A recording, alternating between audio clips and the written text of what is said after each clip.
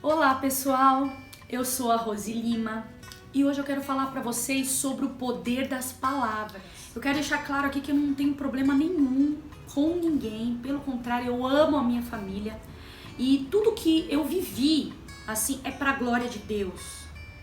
Para mudar a vida das pessoas, impactar a vida das pessoas para melhor e mostrar o poder que Deus tem sobre a vida das pessoas. Então, eu quero deixar claro aqui já, antes de que vão pensar que tá falando mal da... Não, eu tô usando isso como um exemplo para dizer que todas as pessoas podem viver traumas de diversas formas e que Jesus, que Deus pode curar. E eu dentro da minha casa, eu sofri muito essas questões também do poder da palavra. Por quê? Meu pai trabalhava muito e eu ficava em casa com os meus irmãos mais velhos. Eles eram praticamente meu pai, né? Substituíam meu pai ali, naquele momento, né? Aquela figura de liderança ali. Então eles é que mandavam, né? E tinha essas questões envolvidas. Um deles, ou dois, talvez, sempre dizia coisas assim, do tipo, quando eu era criança, muito quando eu era criança, dizia assim... Ria porque eu esquecia de comprar alguma coisa no mercado e esquecia. Então, ria de mim, me chamava de burra, por exemplo. Ah, você é incompetente, não sabe nada, é burra. Ah, não deixa ela aí não, porque ela é muito burra, sabe? Então, eu ouvia isso diariamente. Diariamente isso. Então, você imagine uma criança...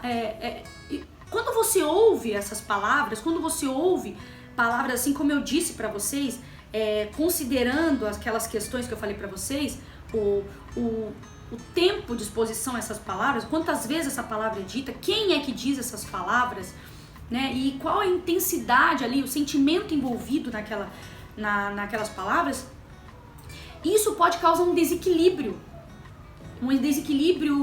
no sentido traumático mesmo.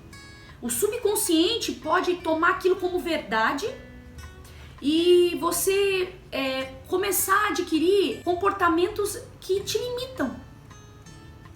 Então, e geralmente acontece isso, claro, pode existir exceções, claro, mas em geral vai existir um desequilíbrio diante de um trauma. Então vocês veem o tamanho do problema que pode causar as palavras? E no meu caso, eu desenvolvi, por exemplo, o perfeccionismo.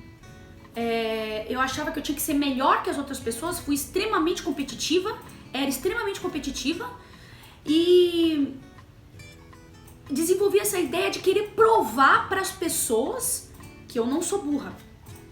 Então você imagine que coisa louca na cabeça como que o ser humano age diante dos seus traumas, desequilíbrio. Basicamente isso. Um excesso, né, de perfeccionismo, no meu caso, ou uma baixa autoestima, ou coisa do tipo. Então você pode ver um excesso para mais, um excesso para menos. Você consegue perceber isso. Porque o equilíbrio vem de Deus. Gostaria de deixar um alerta aqui para vocês. Porque em algum momento nós estamos numa postura de liderança. E aí entra o tamanho da nossa responsabilidade com relação à linguagem verbal. Tome muito cuidado. Eu não posso deixar de dizer o seguinte: existe cura para tudo isso. Existe cura para palavras malditas. O que eu preciso para isso é perdoar, ressignificar, entender o que aconteceu. O que eu posso aprender disso? Por que essas pessoas, nós temos que olhar mais para as pessoas como alguém que só dá aquilo que tem, que também é limitada, que também é humana, que provavelmente por algum motivo ela fez isso, algum motivo que provavelmente ela também estava traumatizada, ela também tinha problemas. Então eu preciso ressignificar, perdoar as pessoas e também para o comportamento mudar. Eu preciso analisar os meus comportamentos, duvidar daquilo que não faz sentido, daqueles pensamentos com relação por exemplo, no meu caso, eu era perfeccionista, mas ao mesmo tempo eu tinha um sentimento de incapacidade. Quando eu chegava em momentos assim cruciais de fazer provas e coisas do tipo, eu me sentia mal ali, eu me sentia incapaz. Então, naquele momento, o que eu tenho que fazer? Eu tenho que criticar. Dizer, não, por que eu tô pensando assim? Não. Eu tenho capacidade sim. Né? O próprio Augusto Cury fala do DCD, que é duvidar daquilo que você tá pensando, que não é legal, que não tá certo. Criticar aquilo, não, isso não tem fundamentação. Eu sou uma pessoa que estou estudando, me esforcei, eu vou conseguir. Criticar, duvidar e determinar uma mudança. Não, eu não vou aceitar continuar assim. Eu vou mudar. E isso é o poder das palavras também. Entende? Quando eu determino alguma coisa que eu vou mudar, que eu vou fazer diversas vezes, o que acontece?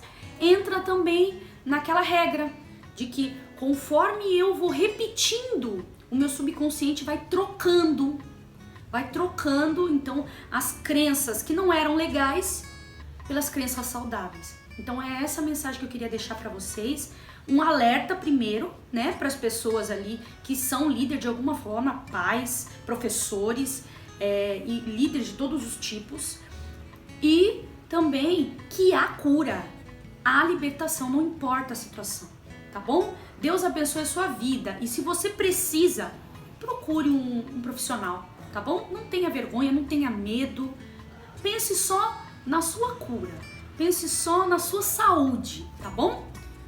Até a próxima, que Deus te abençoe grandemente. Tchau, tchau!